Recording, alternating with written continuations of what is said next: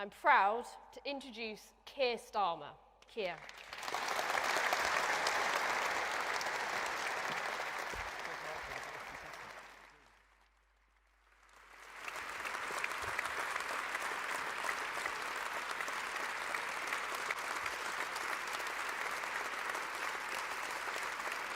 Thank you. Thank you, Louise, for those words, particularly your emphasis on service. I think that's so important for us as the Labour Party. You will be a brilliant candidate for North East Derbyshire, and I hope in time a brilliant Member of Parliament. And thank you to all of you for coming this morning. It is really great to be here in Silverstone, famous across the globe as a symbol of British innovation, ingenuity and speed. And not just in Formula One, also for the electrification of slightly bigger vehicles that you can see behind me. Those trucks here at Lunaz, a world leader in upcycling vehicles for the clean energy transition. Now, world leading. That's not something you could say about British politics in the last few years, is it? Yeah, I'm afraid the circus is back in Westminster again today. And people often say to me, all this is great for you, isn't it? But I have to say, honestly, no. Because it's not just politics, is it? It's the whole country. We're all stuck in their psychodrama, all being dragged down to their level. And that's what they just don't understand. While they're swanning around self-importantly with their factions and their star chambers, fighting like rats in a sack, there's a country out here that isn't being governed. A country that needs leadership. Public services crumbling. High streets stalked by antisocial behaviour. Families weighed down by the burden of higher mortgages. Nurses, teaching assistants, builders, drivers, shop workers, carers, people who never before missed a payment in their life, working harder than ever for the wage in their pocket, who now dread the thought of Christmas shopping, picking up little presents for the stocking, before quietly putting them back. Now, each and every one of these problems would be bad enough for Britain. But when they come together like this, they merge into something bigger and more insidious. A sense that nothing works, that we're going backwards, a country in decline. That's why next year, at the general election, there's something deeper and more visceral at stake than the usual competing arguments. I have no idea what they will say to justify 5 more years of this.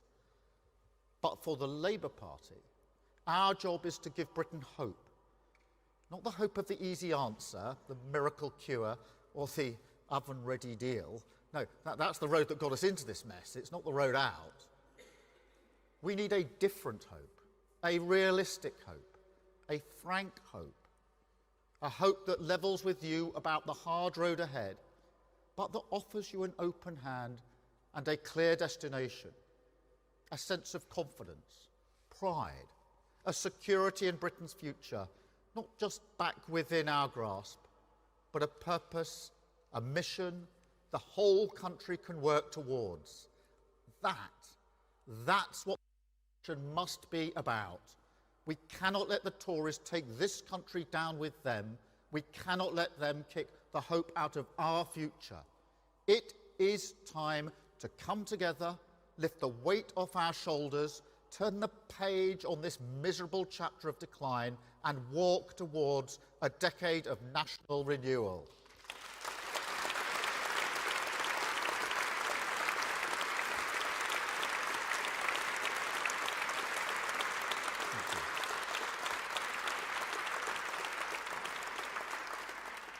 A decade of national renewal. Each one of those words is important. Decade, because that's how long it will take. That's not complacent, it's realistic.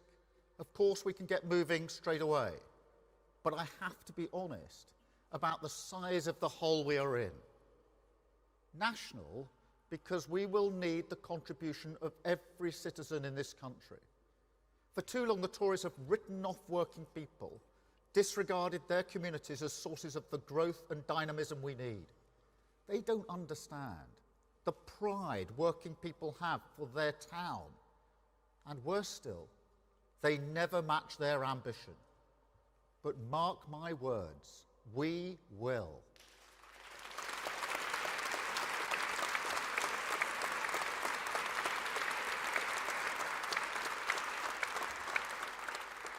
And finally, renewal.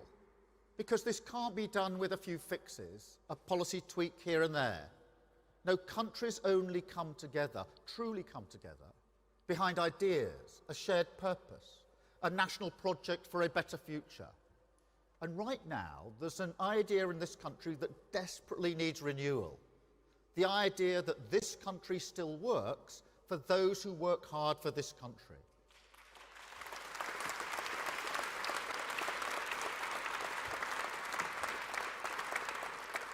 Now, Britain has been here before. I grew up working class. My dad was a toolmaker, my mum a nurse. And this was the 1970s when, like now, we had our fair share of cost of living crises. I know what this feels like. I know all about the what next anxiety of rising prices, the fear of the postman coming down the path. Will he bring another bill we can't afford? But back then, while day-to-day life may have been tough, there was an idea that always comforted my parents, a faith in Britain, that the future would be a happier place.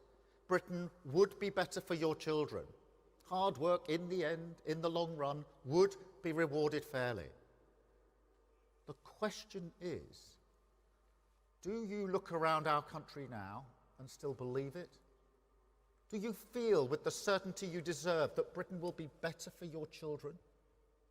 Because that's what we need to renew. That's the future we need back, the Britain we want to build. And until your family sees a way out, Labour will fight for you.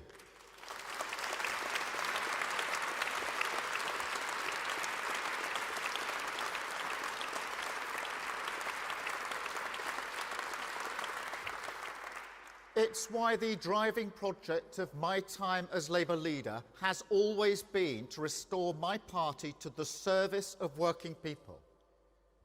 Cast your mind back to the last election. 4 years ago today, December the 12th, 2019. The worst defeat for Labour since 1935. Working people up and down the country looked at my party, looked at how we'd lost our way, not just under Jeremy Corbyn, but for a while, and they said, no, not this time. You don't listen to us anymore. You're not in our corner. You don't fight for our cause. And they were right, weren't they? We'd taken a leave of absence from our job description, reneged on an old partnership, the Labour bargain, that we serve working people as they drive our country forward.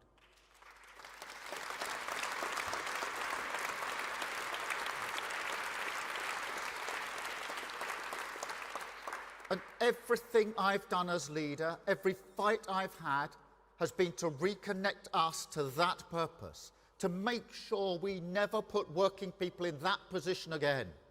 That we say to them, you can choose Labour, and know that we see our country through your eyes. Know that we have changed fundamentally, not just a paint job, a total overhaul, a different Labour Party, driven by your values, relentless in earning your vote. It's a Labour Party that understands. The first duty of government is always to protect its people. That every pound of money we collect must be spent wisely, because it's yours. And that you can't have good public services without strong public finances. Policies always fully funded. A Labour Party that will conserve as well as reform. That understands the careful bond between this generation and the next.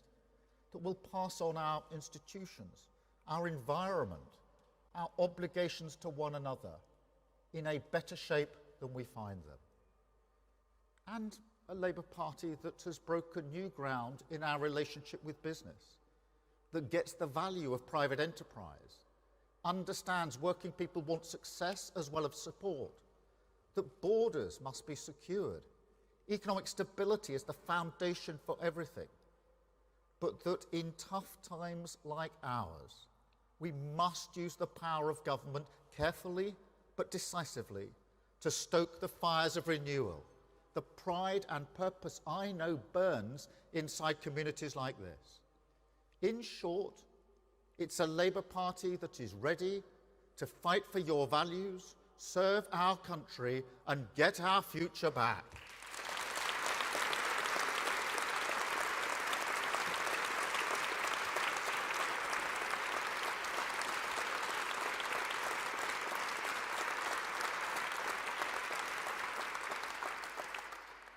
Service. If there's one word that captures everything I've fought for, it's that. I've made the Labour Party once again a party of service, not protest, focused on credible solutions to your challenges, not empty gestures, not grandstanding political theatre, or the moralising self-indulgence of those who think politics is a sermon about themselves. It's been vital work, the job of my life, but it's crucial for the future of Britain as well, because the way I see it, service is the essence of national renewal, the lifeblood of collective mission, a bond of respect that must exist between politics and people if we're going to change our country. But that's the catch, isn't it? I'm not blind to it. I know exactly how politics looks from here. It's not just that people think politics doesn't do much for them or doesn't understand them. I know it's much, much worse than that. And don't get me wrong, I don't believe in some golden age nostalgia. When I was growing up in a small town on the edge of rural England, politics always felt like something which happened far away. But nonetheless, I do sense something profound has changed now. That political trust isn't just low, it's on the edge, where after the sex scandals, the expenses scandals, the waste scandals, the contracts for friends, even in a crisis like the pandemic, people now think politics is about naked self-enrichment. Not just vanity or self-interest, self-enrichment. That's a common view now. You know, 30 years ago, you might have gone to the pub and a few people would have seen it like that. Now, it's the whole pub. And there's no quick fix. There's no clever trick that will easily restore trust. Policy is part of it. I firmly believe that communities can make better decisions about their future than politicians in Westminster. I believe the hoarding of power in London will always lead to an economy that also hoards potential. And that if we are privileged enough to win the next election, one of the great tasks of the next Labour government will be to take power and control out of our hands and place them in yours.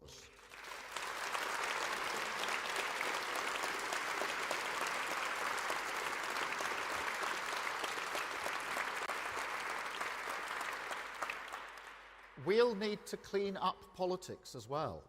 No more VIP fast lanes, no more kickbacks for colleagues, no more revolving doors between government and the companies they regulate. We will restore standards in public life with a total crackdown on cronyism. Seriously, if politicians think they can carry on like this on my watch, they can forget it.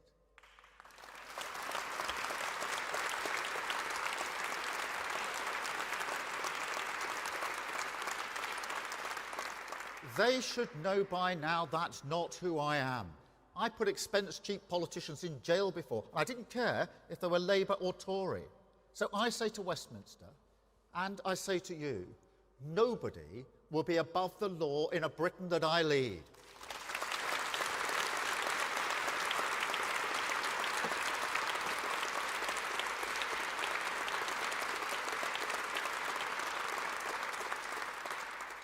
But ultimately, just like the changes I made to the Labour Party, winning back trust will take a sustained effort, a changing culture from top to bottom, a fight every day to drum the value of service into our politics, the standard you should expect as a bare minimum, the respect you deserve. I won't give up on this. When you come from a working class background, you don't walk around problems.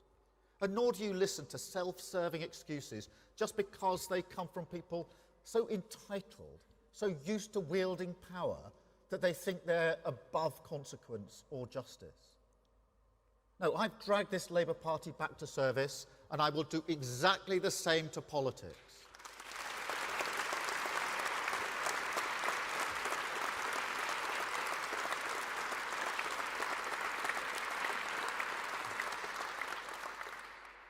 And what about the Tories? Because with every step we have taken towards a politics that puts the country first, they have moved in the opposite direction. Now, I used to say that for them it was party first, country second. But that presumes they still care for their party. I mean, seriously, is there anyone in the government now who feels a sense of obligation to anything other than their own self-interest, to democracy, the rule of law, serving our country? I don't even need to answer that, do I? That's how far they've fallen. An entitlement to power totally unchecked by any sense of service or responsibility. That's the cultural stain that runs through the modern Conservative Party. And the Rwanda deal is the perfect example. A policy that they knew would never work. And yet the charade continues. £290 million of taxpayers' money, your money, spent on an exercise, and a failed one at that, in Conservative Party management. And of course, not a single person has been sent. And even if we did send people, we would pay for their hotels and upkeep, and we'd have to resettle refugees from Rwanda in exchange. That's the deal that they are voting on today. To be fair, you do have to credit the Rwandan government. They certainly saw Rishi Sunak coming. But look, I am genuinely grateful for them for one thing. Because according to the Prime Minister, it is only the concern for international law shown by the Rwandan government that stopped him from ripping up Britain's commitment to follow the European Convention on Human Rights. An achievement not just of this nation, but of Winston Churchill and the Conservative Party, that brought peace and protection to the world following our victory over fascism. You know, even now, they have the cheek to call their kind of politics common sense. No, common sense is finding a way to get the job done. Britain is a practical nation. It always has been. Our politics, often led by the Conservative Party, let's be honest, has always reflected that. But these aren't Churchillian Tories anymore. If anything, they behave more and more like Donald Trump.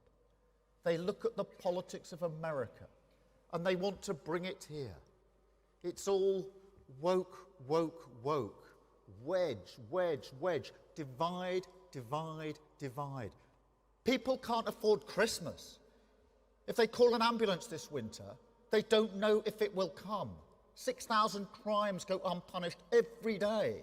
Common sense is rolling your sleeves up and solving these problems practically, not indulging in some kind of political performance art.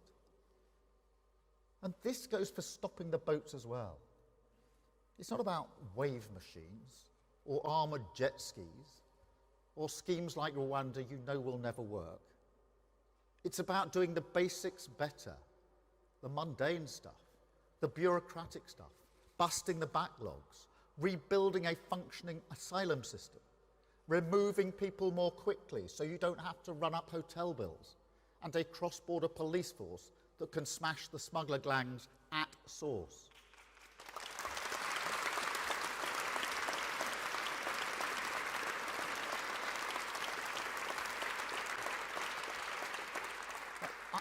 I've done this before as Director of Public Prosecutions.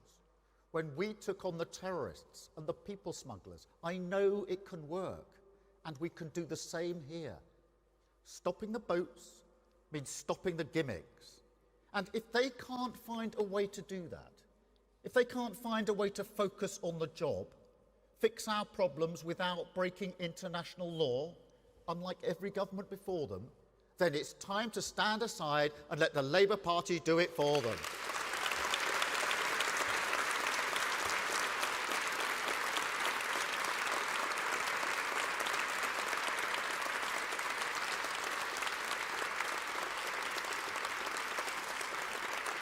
And that goes for Brexit and legal migration as well. I voted Remain. There's no shame or secret in that. But I know the vote to leave was a vote for change, and change at a much deeper level than our trading relationship with the European Union.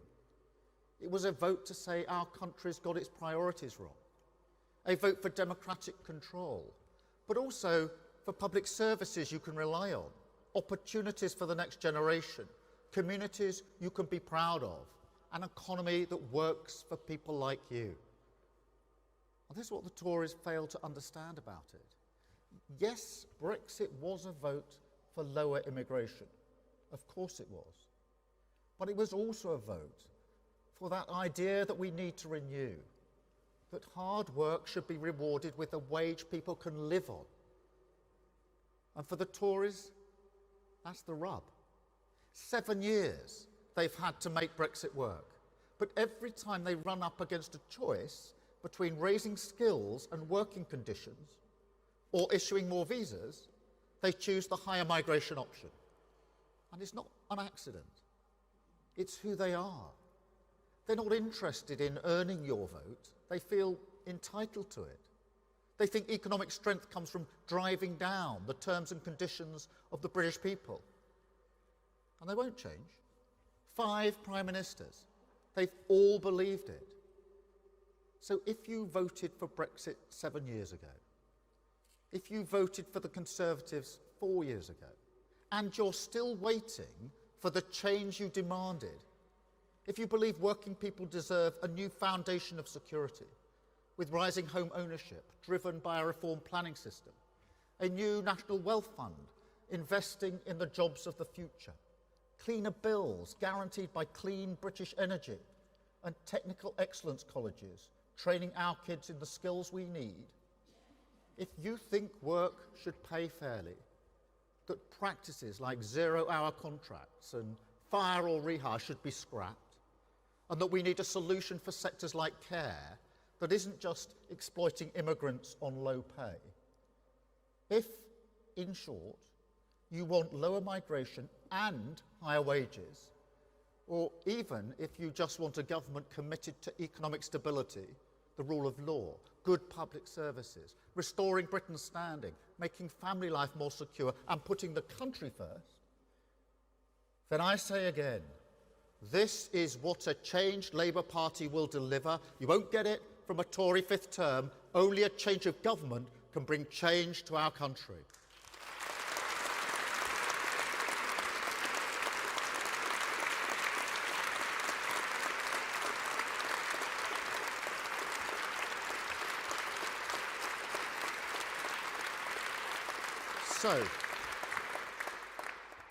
So join us on this mission, because whether you are a Conservative who is thinking of voting Labour for the first time, or a Conservative who has occasionally trusted us before, whether you've always voted Labour or have absolutely no intention of voting Labour, we will serve you.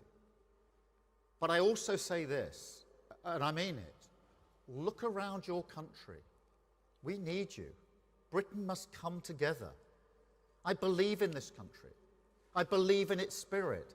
I believe in its people, in its businesses, in its communities. But most of all, I believe that if the British people see respect and service in their politics, then they will commit to the national mission of renewal.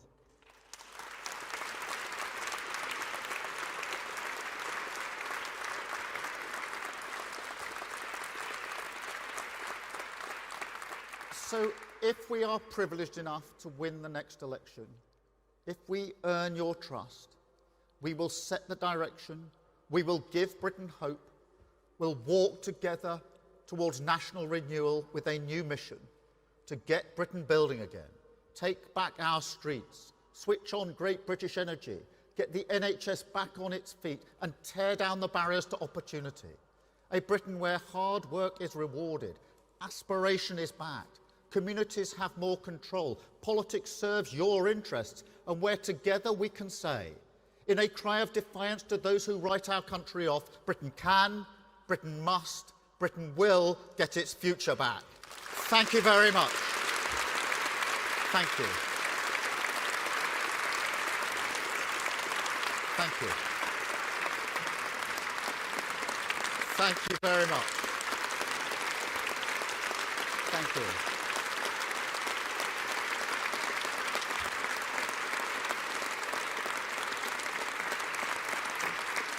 Thank you all very much.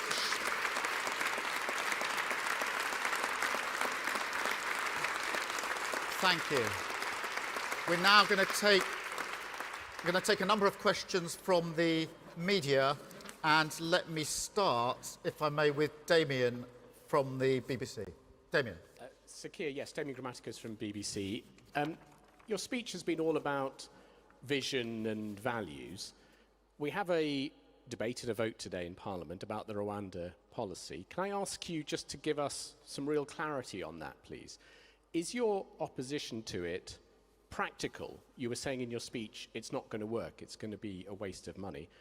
Or is it based on values and your moral vision? This bill will mean that people who come here without authorization, seeking asylum, victims of torture, people fleeing persecution and the like, will in all likelihood be sent to Rwanda and have their claims there.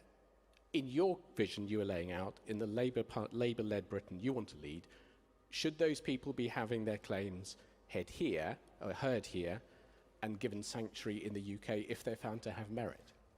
We will oppose the scheme this evening for a number of reasons. It won't work. It'll cost a fortune, £290 million already without a single person having gone, and it's against our values. That does not mean that we don't recognise the challenge that there is with people crossing in small boats across the channel. We have to stop that. We have a duty to stop that. But stopping that means not gimmicks, but rolling our sleeves up with a practical plan that will actually work.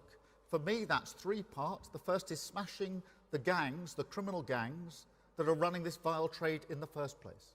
People aren't just arriving at the north coast of France of their own volition. There are criminal gangs that are driving this, and we have to smash them. And as Chief Prosecutor for England and Wales, I've done this before with terrorist gangs, with people smugglers. It can be done. That stops people arriving in the first place, making that dangerous journey. Secondly, we've got to process the claims. It's astonishing that 1% of those who arrived by small boat in the last year or so have actually had their claims processed. 1%. The third thing is that where people's claims fail, we need to return them swiftly to the country they came from. That's mundane, that's practical, that's common sense. That's what will make the difference. The gimmick that is going on in Westminster today isn't going to make the difference. And never forget that when the last legislation was proposed, they said this is the silver bullet, this will make the difference, and then it was cast down as unlawful just a few months ago. So we will not be voting for it this afternoon. Thank you, Damien. I've got Tamara from Sky. Sir Keir, Tamara Cohen from Sky News. You keep telling us your party has changed fundamentally, had a complete overhaul. But voters might like to know at what point under Jeremy Corbyn's leadership did you realise your party was on the wrong track? And do you regret staying in his shadow cabinet until the bitter end? And may I also ask on illegal migration, you've set out a different approach from the government's Do you believe that approach will actually stop the boats, or do you think politicians shouldn't make promises of that nature? Tamara, thanks for being the first in to get 2 questions out of 1. Just on the journey of the Labour Party, look, I think it is important to remember that I didn't vote for Jeremy Corbyn to be leader of our party in 2015 or 2016. In fact, of course, I resigned in 2016. I did consider that when, as a country, we were grappling with Brexit, that I had a responsibility to be an effective person on the front bench for my party and for the official opposition, along with others who were on the back benches making the argument as well. This was a huge issue for our country. But we did lose our way. We lost our way into that 2019 election 4 years ago today. And when you lose an election that badly, you don't look at the electorate and say, what on earth were you thinking? You change your party. And evidence of how far we've changed our party is that Jeremy Corbyn won't even stand as a candidate, a Labour candidate, at the next general election. And that's the size of the change we brought about in our party. And that's why I say the Labour Party now is unrecognisable from the Labour Party that was put before the electorate exactly 4 years ago today. On the second question, look, we do all want to stop the boats. I don't want anybody making that journey across the Channel. It's a treacherous journey. It is evidence of the government losing control of our borders. But what I've focused on is what are the practical ways in which you can actually achieve that. Not what's a gimmick that furthers the cause of some within the Conservative Party to have a fight with their own party, because that's what's going on. They're having a fight with themselves, an indulgent vortex that they've got themselves into, half of them with one eye on what's coming next, rather than a practical answer to the solution. As you saw only yesterday, the Permanent Secretary of the Home Office is not really prepared to sign this off as value for money and says there's no evidence of deterrent. So it's built on sand. It isn't going to work. That doesn't mean nothing should be done. What I'm putting before the country is practical ways, based on my own experience of breaking gangs, as to how we actually tackle this issue. Thank you, Tamara. Shihab from ITV. Shihab Khan here from ITV News. So Keir, on Rwanda, would you really throw away £250,000 of taxpayer money that's already been spent to scrap the scheme altogether? And given that we've signed an international treaty here, are you not concerned about the impact that would have on our reputation as a trusted international partner if we start reneging on deals like that? And a second question, if I may. You've mentioned the Tory psychodrama and that we're being dragged down to their level and people are fighting like rats within the Conservative Party. What do you think is the way out of this? And is it time for you to start calling for a general election more aggressively? The first part of your question is, what are we going to do about the money that's already been wasted? It's already been wasted. It's been spent. This money has been spent. Hundreds of millions of pounds for nothing. That's why I say Rwanda saw the Prime Minister coming. They got £140 million down payment for nothing. That money could have been used to bolster our cross-border force, to do more work to take down the gangs in the first place. And it's been already wasted. And as for trust, 2 things about that. The Rwanda Treaty doesn't require us to send people to Rwanda. It's an enabling provision. Secondly, there could be no better evidence of a loss of trust in the UK than the threats that have been going on left, right and centre, particularly in recent weeks, to simply break international law in order to get this gimmick across the line. That's where the damage has been done. And anybody speaking to our international partners knows very well our reputation has been tarnished. And I'll take you up on your challenge. Look, there should be a general election. And of course, leaders of the opposition will always call for a general election. But people can't afford to go on like this. Whilst they're having an internal party row about this Rwanda scheme, which is all about positioning of their party and the politics of their party for the future. But whilst they're doing that, people are doing their Christmas shopping in a cost of living crisis and having another year where they can't do what they want at Christmas because they simply can't afford it. 7.7 million people are on NHS waiting lists. It's gone up, waiting for operations. And next year, 2024, as we turn into that new year, 2.3 million people will come off their fixed mortgage payments and be paying hundreds of pounds more for the damage that's been done to the economy. So it's not just the self-indulgence of it, it's the complete lack of governing on the things that are affecting working people up and down the country that is so intolerable in this. Shihab, thank you very much. I'll go to Paul from Channel 4. Paul. Morning, Sir Keir. Paul McNamara, Channel 4 News. Just the one question. This is good. You've spoken at length about what an issue illegal migration is. At the beginning of the year, you went round the country, you had 5 major pledges. Stopping the boats wasn't one of them. There are a lot of voters who look at you and say, well, this fella isn't really taking the issue seriously, and they'd have a point, wouldn't they? No, they wouldn't. And I'll tell you for why, because as I made clear in those speeches, the 5 driving missions, the purpose-led government that I intend the next Labour government to be, sits on a foundation of the basics. Securing your borders is the basics. Protecting your country is the basics. And therefore, that's the platform on which these missions stand. And that's why I've set out a practical plan based on my experience of how we can actually deal with the challenge that is before us.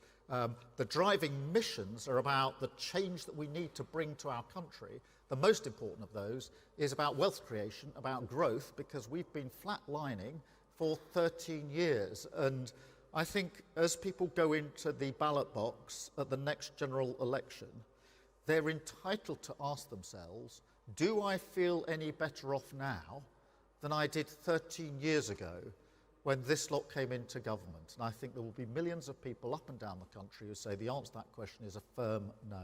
Thank you, Paul. I've got Martina from The Sun. Martina. Thank you, Sir Keir. Martina Bett from The Sun. Given you have once again said this morning that you would scrap the Rwanda plan, even if it works, and given the fact other European countries, such as Germany, are currently looking at outsourcing asylum applications to third countries, are you against the Rwanda scheme in particular, or could a Labour government ever consider processing asylum seekers in third countries? Thank you, Martina. Firstly, it isn't going to work. We were told last year that the mere passing of the legislation would be enough for it to work. That's what actually we were told. It really hasn't happened. Also, when I'm asked if it works, I'd like somebody to define what that means. What does that mean? That nobody's crossing? There are no people coming to this country? What does that even mean on the government's own terms? But in direct answer to your question, it's very important because there are various schemes, as you know, around the world where individuals are processed, usually en route to their country of destination, elsewhere. The Rwanda scheme isn't one of those. This is a straight deportation scheme in relation to people who've already arrived. Other countries around the world do have schemes where they divert people on the way and process them elsewhere. That's a different kind of scheme. And look, I'll look at any scheme that might work. I'm actually pretty clear in my own mind that unless and until we're more serious about smashing the gangs, trying to deal at the other end of the problem, when people are already here, is looking at it through the wrong wrong end of the telescope. You know, what we've got at the moment is the government that's lost control of the borders, thousands and thousands of people coming here, and they're saying we might just, very expensively, send 100 people to Rwanda. That's what the Court of Appeal said the capacity is. I think that's just looking at it from the wrong end of the telescope. I've got Peter from The Guardian. Peter. Hi. If I can slightly pin you down to one of the questions that was earlier asked, do you think a Rwanda-style scheme in which people are not only processed in another country but are sent to another country with no prospect of coming back is not only impractical but a morally wrong thing to do? But I don't think it'll work. I think it's very expensive and it's the wrong thing to do. It's also looking at the problem at the wrong end, because the question is, how are you going to deal with the trade in people across the world? I would just say one other thing, Peter, because there's been a lot of discussion today about COP28. If we're serious about dealing with this issue, this problem, we've got to recognise that we've got a responsibility to do something about the things that are driving people across borders in the first place. One of the biggest drivers is, and is increasingly going to be, climate change. We have an obligation to ensure that we do everything we can, leading on the world stage, to meet our obligations, not just to save our planet, but to save millions of people from journeys they might not otherwise make. And I was very struck by the absence of the Prime Minister last week at COP28. He breezed in the morning, breezed out a few hours later, and was hardly noticed. That isn't the leadership we need on that issue, which is not removed from the discussion that we're having today. Can I have Sophie from the Mirror? Hi, Sophie Huskisson from the Hi, Mirror. Sophie. So not a single graduate of the Bernie Grant Leadership Programme, Labour's scheme for developing minority ethnic talent, has been selected to stand as an MP. Can I ask you, Sir Keir, how you can ensure you represent the whole country if you fail to have enough diversity in your top ranks? Do you agree that Labour needs to do more on this? And if I can ask a quick question, I know that you won't know the details on this, but we've just had some breaking news that an asylum seeker has died on Bibi Stockholm. I just wondered if we could perhaps get your response, if you can at all, especially around the moral questions on the Tory migration plans. Yeah, let me deal with both parts of those.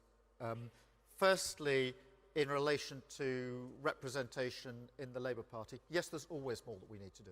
I want a Labour Party that is diverse, that represents the communities we seek to serve, and there's always more that we need to do. The Bernie Grant scheme is a very, very good scheme. I am pleased that there's really good diversity in the new candidates that we're selecting for the next general election. Obviously, we're not through that yet. But do we want to step up to that challenge? We absolutely do want to step up to that challenge, and that's why we're putting so much effort into the recruitment of the candidates into that general election. On your second point, I'm afraid I just simply haven't seen this breaking news, so I don't know the details of it, but obviously, first and foremost, my heart goes out to the family and friends of an individual who may have or has lost their life. I don't know the circumstances, so I'll try and give a fuller answer when I do, but my human instinct is, of course, to, with the individual who's lost his or her life and the family and friends of that individual who will be absolutely grieving just as we speak. Kamal at the Daily Mail, if I may. Kamal Jaffer, Daily Mail. You said in your speech that voters had a problem with the journey that your party was taking even before the leadership of Jeremy Corbyn. Are you referring to the leadership of one of your current shadow cabinet? And if so, why is he now an integral part of your team? I was reflecting the fact that we've lost 4 elections in a row. And I think it's a mistake for our party to think that it was simply what happened 4 years ago today that is the sole cause of our problem. I think as a party, this isn't about an individual. Ed Miliband's a very good member of my shadow cabinet on a very important brief leading on the climate issue and energy. But as a party, we drifted too far from the core function of serving working people. We became too interested in debates within the Labour Party and not interested enough in a debate with the country about the challenges that they were facing. So this isn't an attack or comment on a particular individual, it's a reflection of the fact that we've lost 4 elections in a row. And I'm determined that we're not going to lose 5 elections in a row. Thank you very much. I got Jerry from the Times. Thank you, Sir Keir. Jerry Scott from the Times. You've spoken about your approach to tackling the migration crisis today in terms of root causes. Now, of course, as you've made clear, that will take time. Rishi Sunak has said that the country has lost patience. Do you think the public will have patience with your plan, and will they have to wait a little bit longer? Well, let's just reflect on that. I don't accept that it will take time to smash these gangs. If we were dealing with a terrorist gang operating across borders, we wouldn't be sitting here having a discussion saying, well, it'll take a while, do bear with us. We'd be saying, get on with it. And that's what happened. In the operations I was part of as chief prosecutor, we were getting on with it. We weren't saying, oh, this will be a bit of a long shot, let's take our time on this. It was absolutely mission critical for obvious reasons in a terrorist plot. Same with human traffickers. You can't take your time if people are being moved across borders. We need that urgency.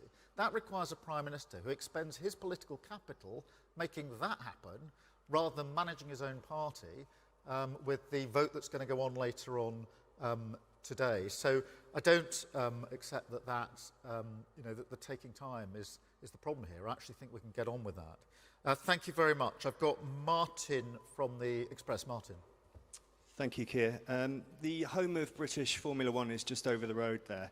Excuse the pun, but your party is way ahead in the polls, putting you in pole position for a general election victory. Boom, boom. Is the race for number 10 yours to lose, or is this just a lap of honour? We lost the election 4 years ago today very badly. For us to get from where we landed to a Labour majority government will take a bigger swing than Tony Blair got in 1997. That's a huge challenge. And I am therefore not complacent in the slightest. We have to earn every single vote. We have to earn back the votes we lost. We have to earn the votes that we never got in the first place. And that is a fight every step of the way. And that is why every single week I remind my shadow cabinet, absolutely no complacency. Fight like we're 5 points behind in the polls. And we will continue to fight like we're 5 points behind all the way in to this election. Not for me, not for the shadow cabinet, not for the Labour Party, but for the country. Because that's why we're doing this. Because the country can't afford another 5 years of this. Thank you.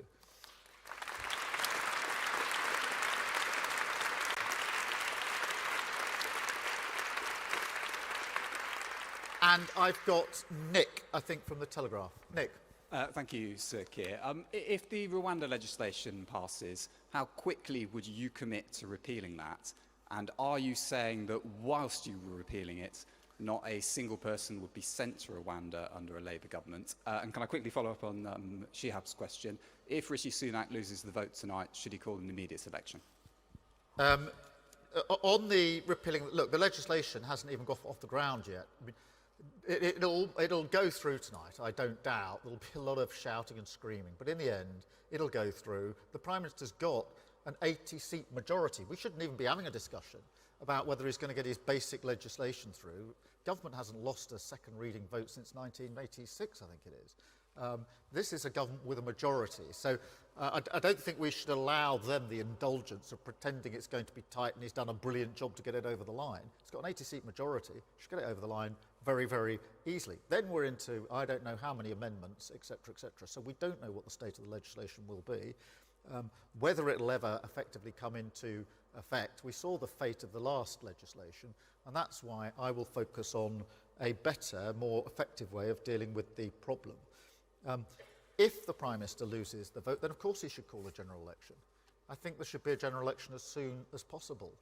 We are in the middle of a cost of living crisis, which is worse in this country than many other countries. Of course I know we had COVID and there was Ukraine, but this country's been hit harder because of the bad decisions of successive governments and the very weak foundations they've put in place. And sooner we see the back of them, the better, because millions of people can't afford to go on with this government. Thank you all very much indeed. Thank you for coming. Nice to see you.